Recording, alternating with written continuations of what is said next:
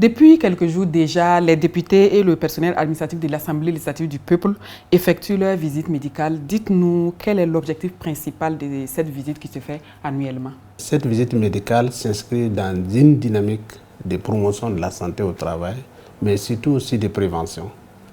Et vous savez bien que depuis 3 ans de cela, nous essayons d'accompagner l'OST, l'Office de santé des travailleurs, qui est la structure habilitée pour mener les activités de visite médicale périodique sur tous les travailleurs.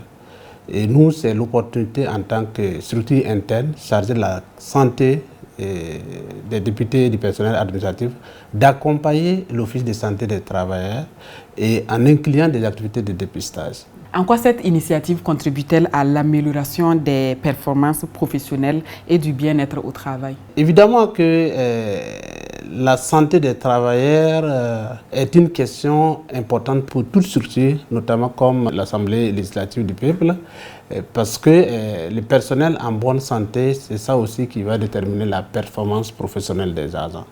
Et si vous avez des agents qui ne sont pas suivis médicalement, qui ont des problèmes de santé, et vous allez vous rendre compte qu'il y a beaucoup d'absentéisme et ça va jouer sur la performance. Donc c'est ce que nous essayons d'éviter au niveau donc, de l'Assemblée législative du peuple. Cette année, docteur, on a remarqué que vous avez intégré certains types de dépistage, notamment en ce qui concerne les femmes. Pourquoi vous avez jugé nécessaire de faire cela? Depuis 3 ans, nous essayons d'élargir le dispositif de prestations médicales. Et nous regardons un peu ce qui cause généralement problèmes de santé chez les hommes et chez les femmes. Et vous êtes au courant qu'aujourd'hui, l'actualité montre que la santé de la femme, c'est notamment les cancers féminins, cancer du sein, cancer du col de l'utérus, c'est devenu une préoccupation, un problème de santé. Et donc vous voyez que le ministère de la Santé se bat pour le dépistage précoce de ces lésions-là, qui dispose d'un traitement efficace lorsque le diagnostic est fait à temps. Donc l'année dernière, nous avons fait le dépistage du cancer de la prostate chez les hommes.